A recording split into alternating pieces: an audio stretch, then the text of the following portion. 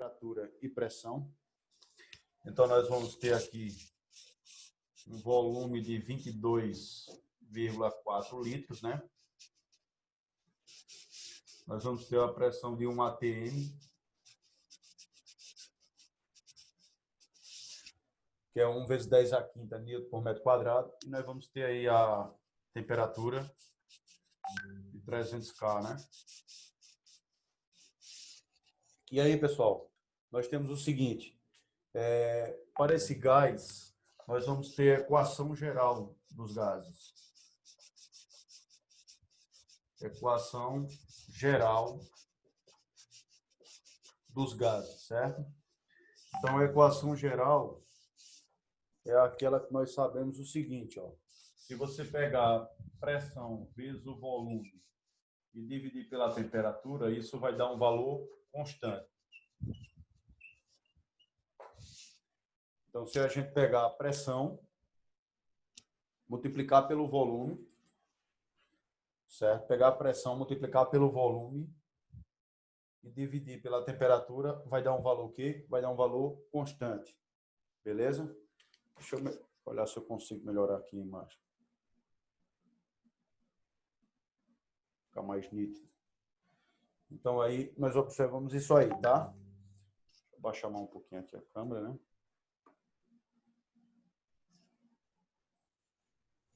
Então, olha, nós podemos dizer que P1 vezes V1 sobre T1 é igual a P2 V2 sobre T2. Então, aqui nós temos a equação geral dos gases, tá?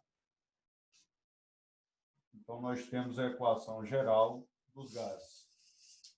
Então, nós vamos ter aí pressão, volume e temperatura igual a pressão, volume e temperatura no estado final. Então, o que isso quer dizer? Quer dizer que esse gás ele vai sofrer transformação ao longo do tempo, certo? Então, por exemplo, se ele sofre uma transformação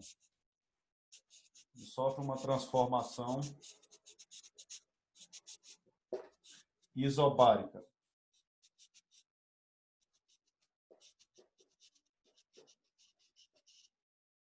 Então, bárica se refere à pressão. Então, aí nós temos que a pressão é constante.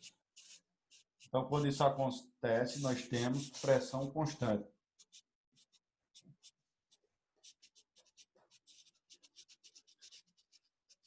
Se a pressão é constante, ela é igual no início e no final do processo. Então, na equação geral, a pressão vai embora. Então, nós vamos tirar a pressão, certo? Vamos tirar a pressão da fórmula geral. Então, vai ficar V1 sobre T1 é igual a V2 sobre T2. Beleza? Então, nós observamos aí o seguinte. Nós observamos que o volume, quando nós estamos numa transformação isobárica, o volume e a temperatura, eles são proporcionais. Então, se o volume dobrar, a temperatura dobra, né? Se o volume triplicar, a temperatura também vai triplicar. Ou seja, pressão, ó, volume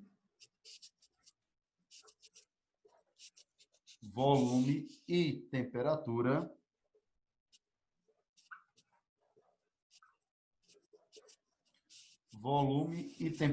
galera, são o quê? São proporcionais para uma transformação isobárica, né?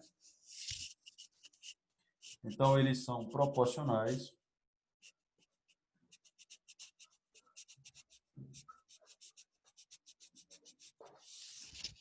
Então, pressão e volume e temperatura são proporcionais para uma transformação isobárica. Nesse caso, como ficaria o gráfico? Então, o gráfico ficaria simplesmente assim, ó. Então, o gráfico ficaria assim, ó.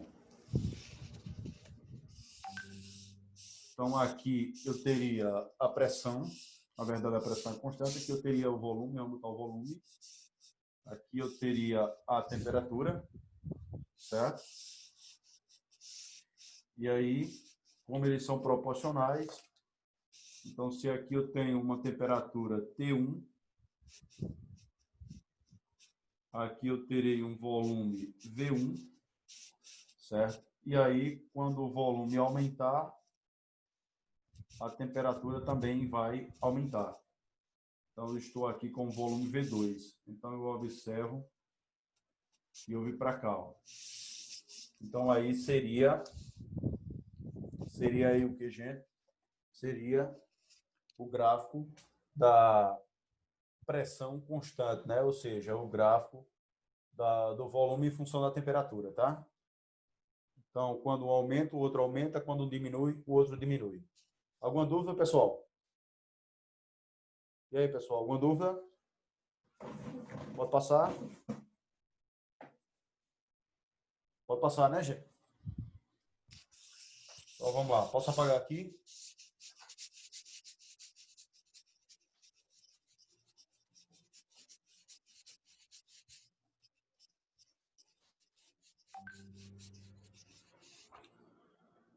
Então, pessoal, nós temos o seguinte agora. Nós temos aí transformação isobárica, né?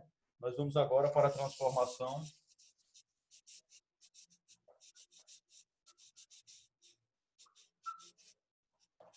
isovolumétrica. Isovolumétrica.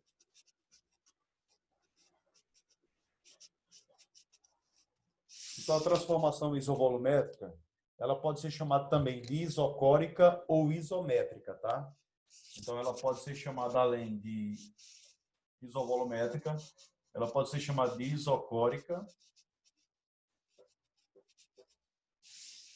e ela pode ser chamada ainda também de isométrica. É a mesma coisa.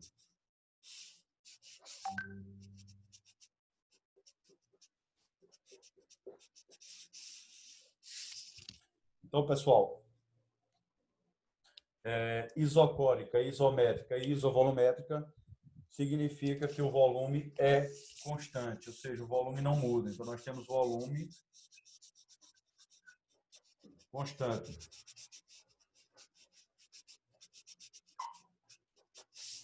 Então, o volume ele é igual no início e no final do processo, tá? E aí, com isso, o que é que nós tiramos? Com isso, nós tiramos da fórmula geral o volume. Então, como nós tiramos o volume da fórmula geral, vai ficar P1 sobre T1 é igual a P2 sobre T2. Então, P1 sobre T1 é igual a P2 sobre T2. Beleza? Então, essa é a fórmula para quando nós temos uma transformação isovolumétrica ou isocórica, tá, galera? Então, nós observamos aí que o volume vai permanecer constante, ou seja, ele não muda, tá? Então, nesse caso, nós temos características parecidas com lá, né? Nós temos que pressão, tá? E temperatura.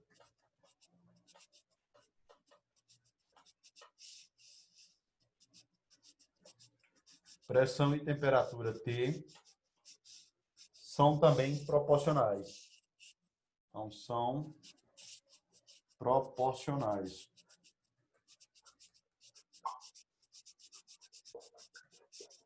Ou seja, se um aumenta, o outro aumenta. Se um diminui, o outro também diminui. Então, também são proporcionais. Então, o gráfico é o mesmo, só vai mudar as letrinhas, né? Então, eu terei aqui, ó. Então, terei aqui temperatura, né? T1. Terei aqui pressão P1, tá? Terei aqui a pressão P2. Teria aqui a temperatura T2. Então, temperatura em Kelvin, pressão em Newton por metro quadrado, ou PA, né? PA no sistema internacional. E aí, desse pontinho para cá, eu vou ter a reta aqui. Ou seja, nós temos aí um aumento de pressão com um aumento de temperatura. Tudo bem, galera? Até aí? E aí, pessoal, nenhuma dúvida? Gente, nenhuma dúvida? Posso passar? Pessoal, alguém pode responder aí? Vamos para a próxima. Ó. Próxima aí. A próxima seria uma transformação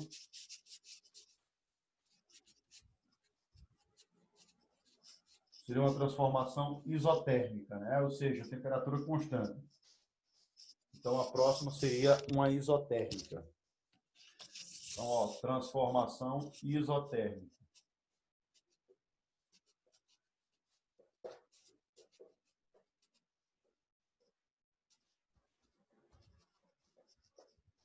A transformação isotérmica é aquela que a temperatura é constante, né? Ou seja, não tem variação de energia interna.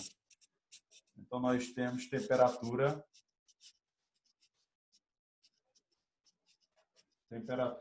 constante, tá?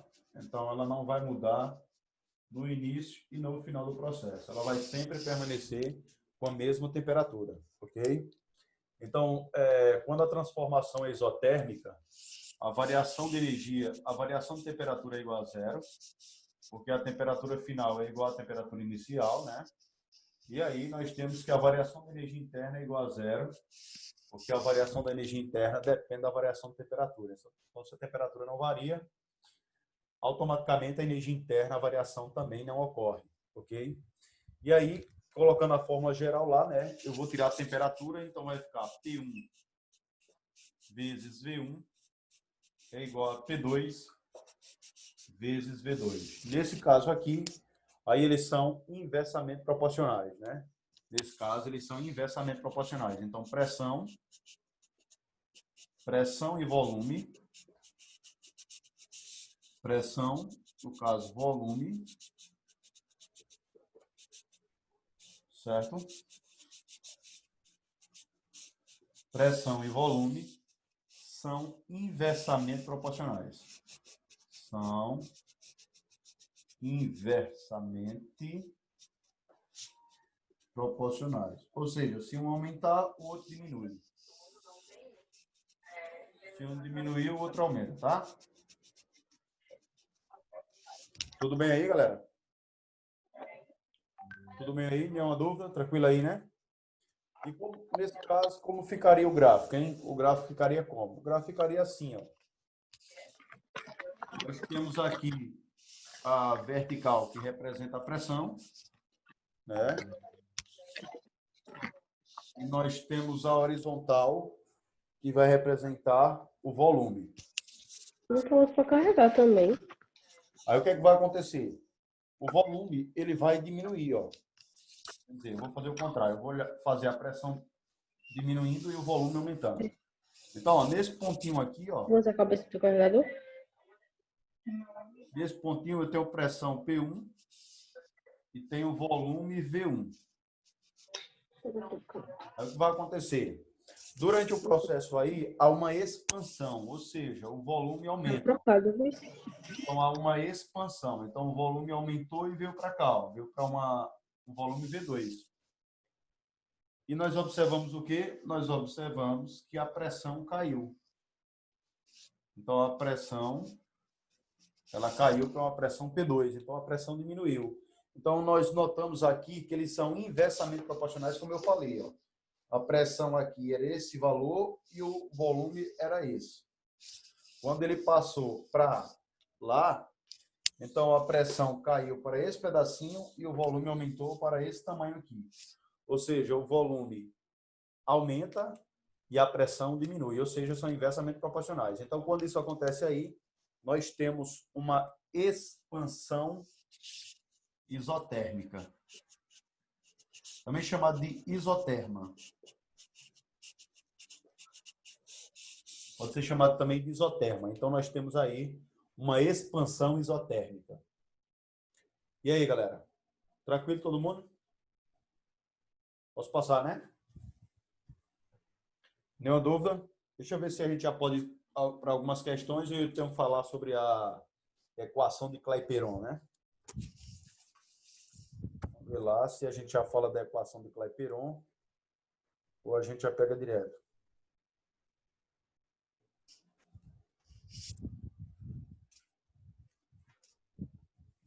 Só um minutinho, galera.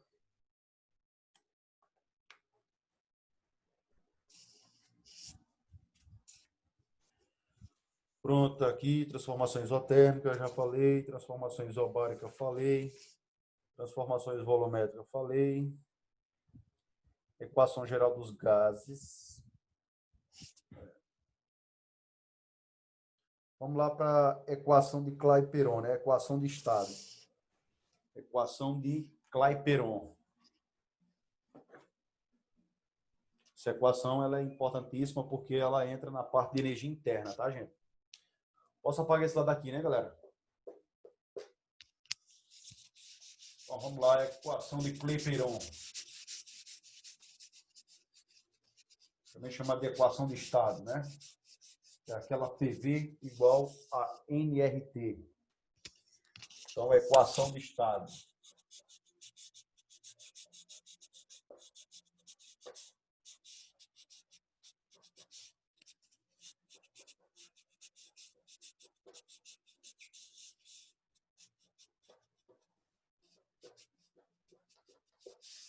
Galera, para quem não lembra, a equação de estado, ela é também chamada de equação de Clapeyron, né? Clapeyron.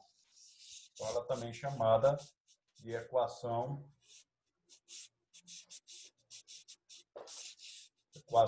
de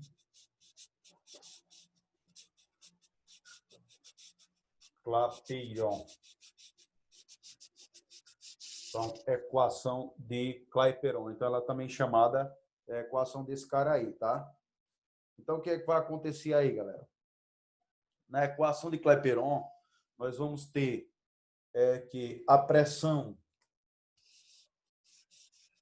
vezes o volume é igual ao número de partículas vezes a constante dos gases vezes a temperatura. Então, por exemplo, se você tem aí um aerosol aí para você passar, colocar nas axilhas, aí você vai lá e aperta, ele está cheio de partícula, né? Ele está cheio de partícula. Quando você aperta, aí parte dessas partículas saem. Então, o que acontece? O número de mols diminui. Porque o número de mols está ligado ao número de partículas que tem ali no ambiente. Então, quando você dá aquela regulada lá, então o que vai acontecer? Vai sair uma parte das partículas e as que ficaram, elas terão um volume maior para se movimentar. Então, se elas têm um volume maior para se movimentar, como pressão e volume são inversamente proporcionais, então o que vai acontecer? A pressão vai diminuir. Então, com isso, o gás ele fica mais frio. Quanto mais você vai utilizando um aerosol, mais frio ele vai ficando. Então, do mesmo jeito que acontece com o botijão de gás. Quanto mais você retira o gás dali de dentro para preparar uma comida ou qualquer coisa, a pressão diminui e cada vez mais ele fica mais geladinho, mais frio. Então, porque você está provocando aí uma diminuição de pressão. Como a pressão e a temperatura são proporcionais, então o que vai acontecer? Se a pressão diminui, a temperatura diminui, tá? Então, ó, e o R, como nós sabemos, é a constante de Clapeyron, né? Então, essa constante aqui, ela geralmente ela tem um valor fixo, né? Para uma parte fora do sistema internacional, que é 8,31, né? É um valor fixo, ok? E aí nós temos que a temperatura, obrigatoriamente, você tem que colocar ela em Kelvin. Então, a maioria das vezes, ela vai estar em Kelvin. Dificilmente ela vem fora do sistema internacional. Então, o que acontece, pessoal? Tem uma formulazinha para você aprender isso aqui. Partido Verde não rejeita trabalho. Tá? Então, Partido Verde não rejeita trabalho. Então, é uma forma de você aprender essa fórmula. Então, nós temos que pressão vezes volume é igual ao número de mols vezes a constante de Clapeyron vezes a temperatura. Se nós passarmos a temperatura e o número de mol dividindo, nós ficamos que o R, né, ele vai ter um valor fixo aí, se não me engano está 8,31, deixa eu olhar aqui só, pegar aqui os dados. E constante ninguém é obrigado a aprender, né? É 8,31, isso aqui vem na prova, né? 8,31 joules, certo? 8,31 joule Kelvin mol. Kelvin vezes mol. Então, ele tem esse valor fixo aí, que é justamente, ó, pressão versus temperatura aqui. Pressão no sistema internacional é Newton por metro quadrado, volume metro cúbico. Quando eu cancelar metro quadrado com metro cúbico, sobra metro. Então, vai ficar Newton vezes metro. Newton vezes metro é Joule. Newton vezes metro é Joule. Aí embaixo fica mol e Kelvin. Então, por isso que isso aqui é Joule por Kelvin mol. Então, lembrando, Joule é Newton vezes metro. Beleza? Joule é Newton vezes metro, que é trabalho. E aí, nenhuma dúvida, pessoal? Pessoal, nenhuma dúvida? Professor, isso aí é no sistema internacional. Como seria essa constante fora do sistema internacional? Fora do sistema internacional, né? Nós teríamos ela com 0,082, né? Ela vem com 0,082. Aí nós temos aqui ATM, nós temos a pressão em ATM, temos o volume em litros, tá? Nós temos o volume em litros e a temperatura, como eu disse a vocês, ela tem que ficar em Kelvin. Não importa se está fora ou dentro do sistema internacional, ela sempre vai ficar aí em Kelvin. E aí, gente? Alguma dúvida?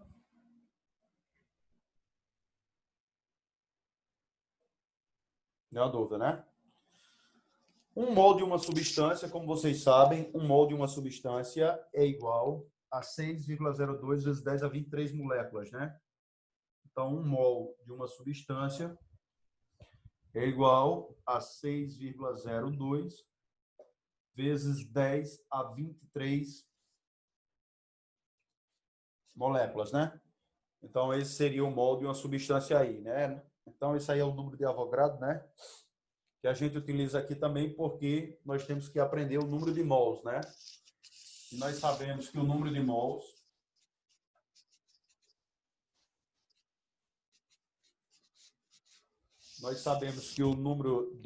certo? É a massa molecular dividida pela massa molar, né? Então, o número de mols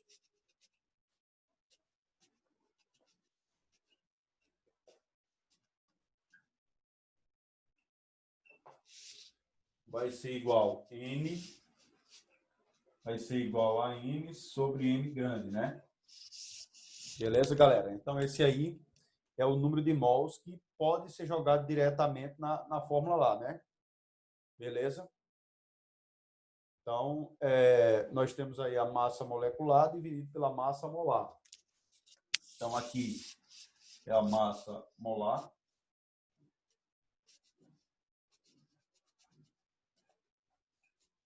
E aqui nós temos a massa molecular.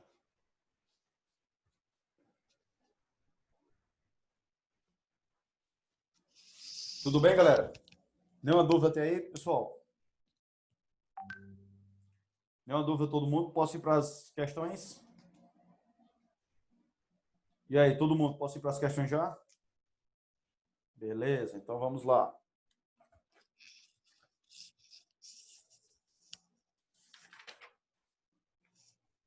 Página 266. 266, página 266. Gente, eu vou ver se na próxima semana eu dou um jeitinho de eu marcar um dia para vocês, ou na segunda ou na quinta, para a gente ter uma aula extra aí para finalizar o outro livro, tá? Em uma aula a gente finaliza, porque os simulados caíram na quarta-feira, aí como caíram na quarta-feira, comeu uma aula de manhã e aula à tarde. Aí complica. E teve um dia também que minha esposa adoeceu e eu tive que levar ela para o hospital, aí complicou. Então vamos lá, ó. Primeira questão, praticando aí, ó.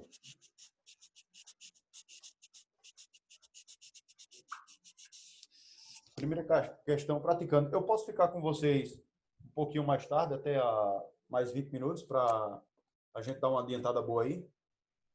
Posso, né? Então, ó, praticando aí. Primeira questão. Então, a primeira questão, ela diz assim, ó. Antes de viajar, o motorista calibrou os pneus do seu carro a uma pressão de 30 psi. Então, a pressão foi de 30 psi. Certo? Então, 30 psi. Aí ele vai e diz, quando a temperatura dos pneus era de 27 graus Celsius. 27 graus Celsius é 300 Kelvin, né? Então, 27 graus Celsius mais 273 vai dar 300 Kelvin. Então, quando a temperatura era de 300 Kelvin, nós tínhamos ali uma pressão de 30 libras por polegada ao quadrado, né? Que é o PSI. Então, ele vai dizer, durante a viagem, após parar em um posto de gasolina, o motorista percebeu que os pneus estavam aquecidos. Ao conferir a calibragem, o motorista verificou que a pressão dos pneus era de 32 psi. Então, durante a viagem, com o aumento de temperatura, ele observou que a pressão pulou para 32 psi.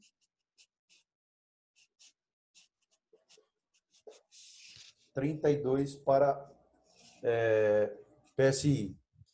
Desconsiderando a dilatação do pneu desprezível e o ar dentro dos pneus como um gás ideal, assinale a alternativa que melhor representa a temperatura mais próxima dos pneus.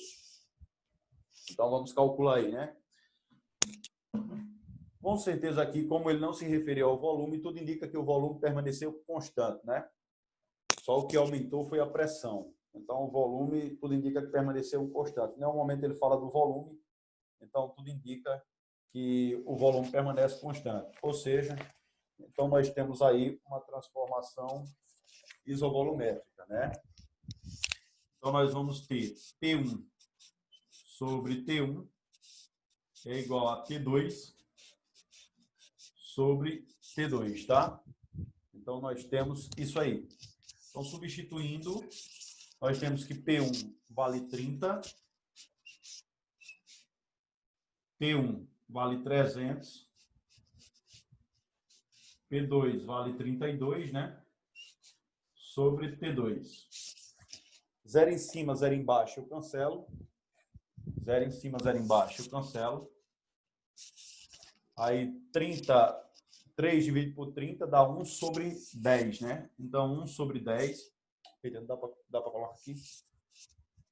Vai dar 1 sobre 10 igual a 32 sobre T2, né? 32 sobre T2. Então vai ficar 10 vezes 32. 10 vezes 32 vai dar 320 Kelvin. Então, a temperatura pulou para 320 Kelvin. Só que a resposta está em graus Celsius, né? A resposta aí, galera, está em graus Celsius. Então, nós vamos tirar essa diferença. Então, vai ficar, ó.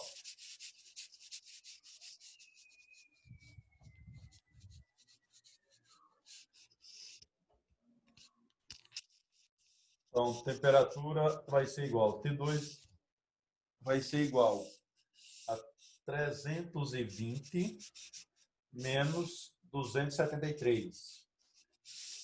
Então, 320 menos 273 vai dar igual a 47 graus Celsius. Então, a temperatura pulou para 47 graus Celsius, tá, galera? Ela pulou de 27 para 47 graus Celsius, ou seja, o pneu aqueceu, né? Então, essa aí foi a temperatura da... Lembrando, a temperatura da parte interna, né? A parte externa, a temperatura é um pouco maior. Então, nós temos aí letra C. Primeira questão, letra C. Alguma dúvida, gente, na primeira? Posso ir para a segunda? E aí, pessoal? Posso ir para a segunda questão? Pessoal? Vamos lá. Então, segunda questão. A segunda questão diz assim, ó.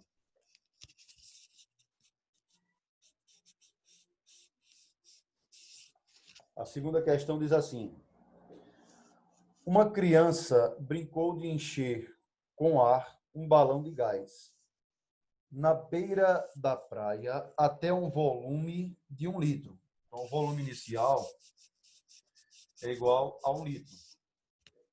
Aí ele diz, e o fechou. Em seguida, subiu uma encosta próxima, carregando o balão até uma altitude de 900 metros, onde a pressão atmosférica era 10% menor que a pressão ao nível do mar.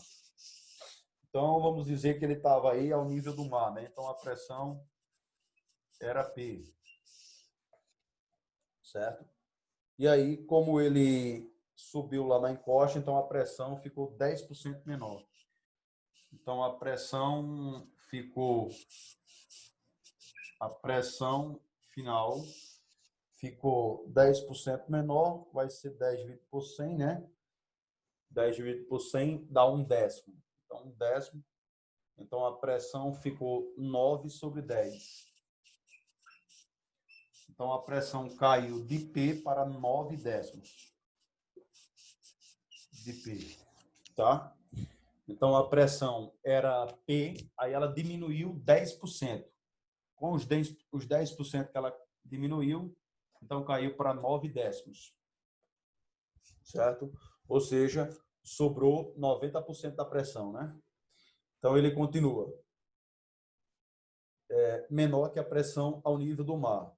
Considerando a temperatura da praia e na encosta seja a mesma, o volume do ar no balão após a subida será de. Então, como ele pediu para considerar que a temperatura é a mesma, então a transformação é isotérmica, né? Então, ele nos garantiu aí que nós temos uma transformação isotérmica, ou seja, temos temperatura constante.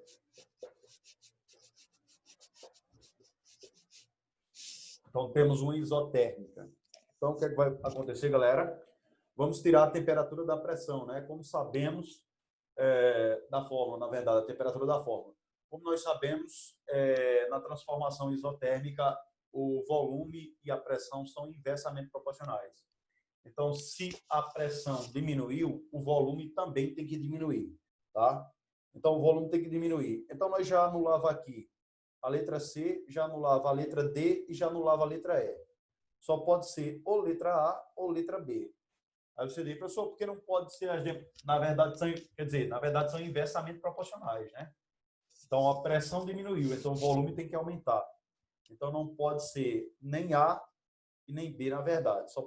Não pode ser a letra C também, porque vai permanecer constante. Então, só pode ser, na verdade, ou letra D ou letra E.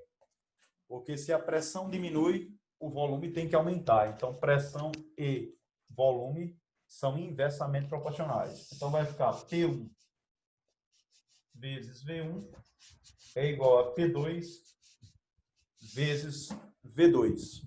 Beleza? Então, com isso, nós vamos ficar aqui. P1 vale P. V1 vale 1. Certo?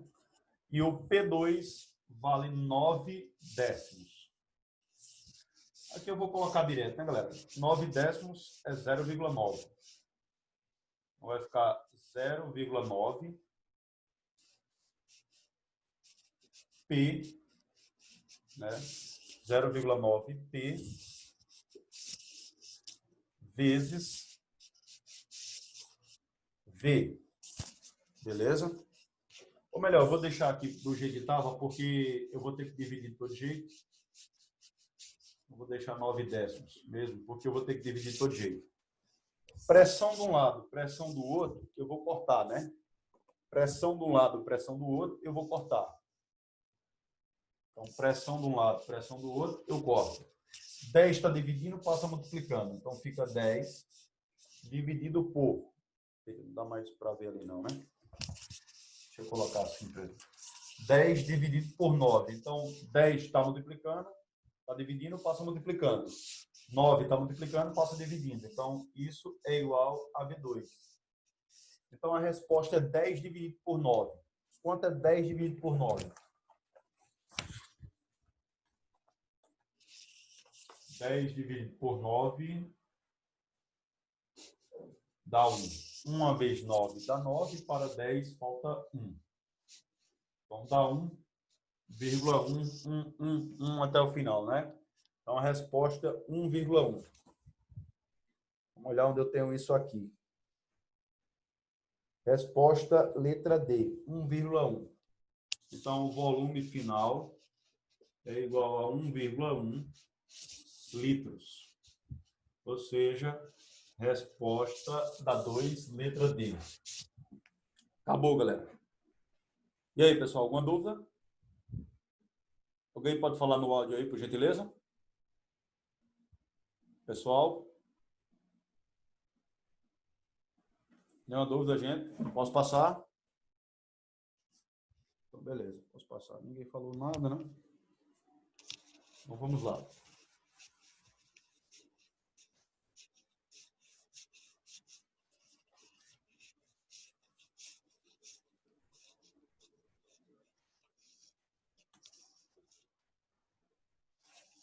Três, galera. 3. A 3 vai dizer assim, ó. Terceira questão vai dizer assim.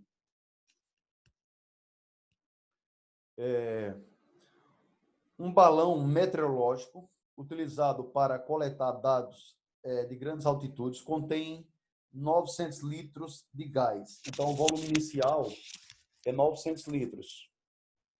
O volume inicial é igual a 900 litros. Aí ele diz,